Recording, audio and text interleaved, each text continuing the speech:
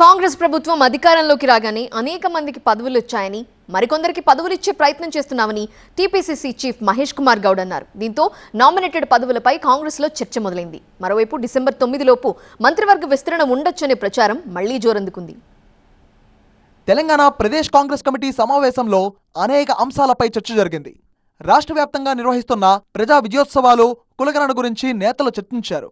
వీటిలో ఉన్న లోటుపాట్లు, ఇంకా మెరుగుపరచడానికి ఉన్న మార్గాల గురించి అభిప్రాయాలు పంచుకున్నారు. స్థానిక సంస్థల ఎన్నికల్లో చేయాల్సిన ప్రచారం, తీసుకోవాల్సిన చర్యలు సహా పలు అంశాలపై మహేష్ కుమార్ అధ్యక్షతన చర్చ జరిగింది.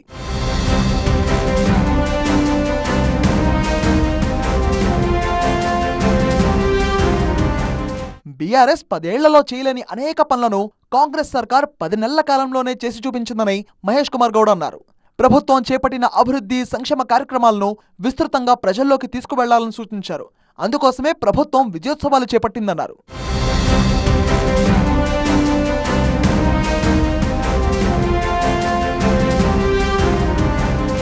ప్రభుత్వం అధికారంలోకి రాగానే అనేక మందికి కార్పొరేషన్ పదవులు వచ్చాయని టీపీసీసీ చీఫ్ మహేష్ కుమార్ గౌడ్ తెలిపారు. అయితే ఇంకా చాలా పదవులు ఇవ్వాల్సి ఉందని, పార్టీ కోసం పనిచేసిన వారికి పదవులు ఇచ్చేందుకు ప్రయత్నిస్తున్నామని తెలిపారు. రాబోయే స్థానిక సంస్థల ఎన్నికల్లో పార్టీ గెలుపు కోసం విధాలుగా గట్టిగా కృషి చేయాలన్నారు.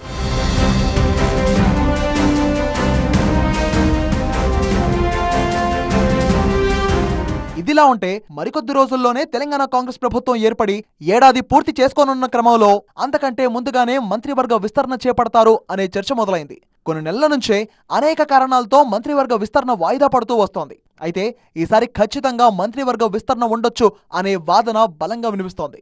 ఏడాది వరకు మంత్రివర్గాన్ని విస్తరించకపోతే విపక్షాల నుంచి విమర్శలు పెరుగుతాయని కాంగ్రెస్ భావిస్తోంది. ఇప్పటికే విపక్ష నేతలు ఈ అంశంపై ప్రభుత్వాన్ని టార్గెట్ చేస్తున్నారు. మరోవైపు ఆశావహుల నుంచి సైతం ఈ అంశంలో ఒత్తిడి పెరుగుతుండటంతో డిసెంబర్ 7లోగా మంత్రివర్గ విస్తరణ జరిగే అవకాశాలు ఎక్కువగా ఉన్నాయి అనే చర్చ గాంధీభవన్ వర్గాల్లో జోరందుకుంది.